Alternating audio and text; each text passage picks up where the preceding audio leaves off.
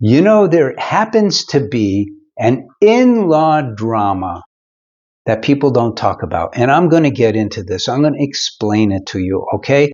And you're going to, if you hear me, and by the way, at the Marriage Foundation, people write into us all the time. One of our functions is to serve as a sounding board. So we have a free link called Ask a Counselor. Free link. Go to our website, www.themarriagefoundation.org, or you could use my name, Paul Friedman, Friedman, and you put in Paul Friedman Marriage, and boom, our website will show up, and there's so much there for you.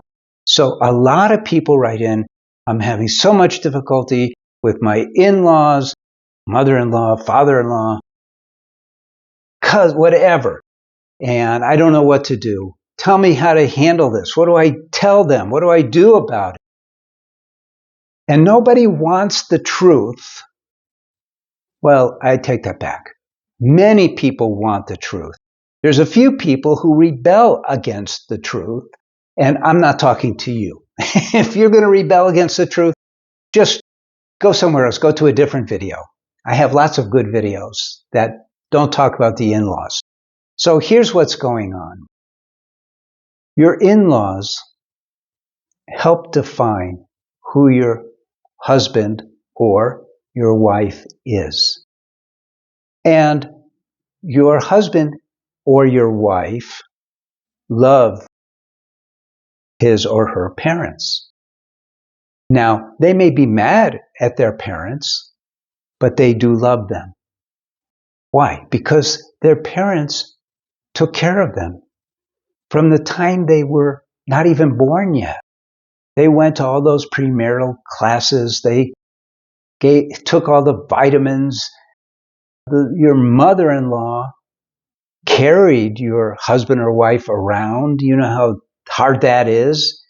There's a lot to raising children. And if you have children, you know what I'm talking about. And they did all that. And so there was an attachment that developed out of love, maybe out of just jealousy or possessiveness. It doesn't make any difference. There's an attachment that they have to their child. Now, sure, it says in the Bible you're supposed to let go. And Khalil Gibran wrote a beautiful poem about, when you raise your kids, you are shooting an arrow into the sky, and where it falls, you don't know, and they have their own life and all of that. But in reality, it's still not like that. They have an attachment. Now, what you do with this information matters. You could be resentful, but that's only going to push your husband away or your wife away because it puts them in the middle. They're not sure. Once you do that, you're setting up a new dynamic of competition. You're setting it up. Now, the in-laws may have kind of set it up, but you don't want to feed into that. What you want to do, and it's not always easy, but you have the ability. God says, love your enemies as you love yourself. Turn the other cheek. There's all these admonishments of how to behave with people who we don't particularly care for. We're supposed to learn to love them.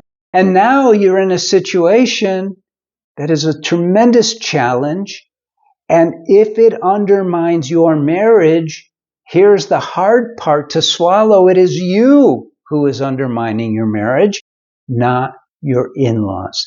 Because no matter what they do, if you love them, and I mean that, if you love them, and they do something nasty, you just go, they're just that way. I still love them. It's okay.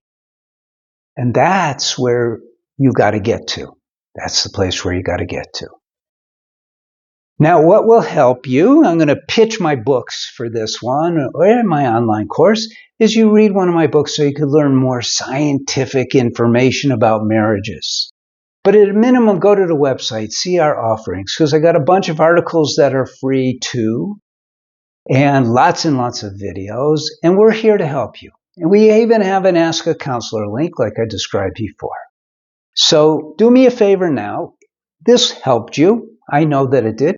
Hit a like, subscribe to the channel, leave a comment, tell me you don't understand, Paul, in my situation, blah, blah, blah. And I will smile and I will go, okay, I know. And I want you to have a fantastic marriage. Trust me, you can do it. You can get beyond this with one simple word that describes what you do inside: love. It's all about love. God bless you and take care. Thank you.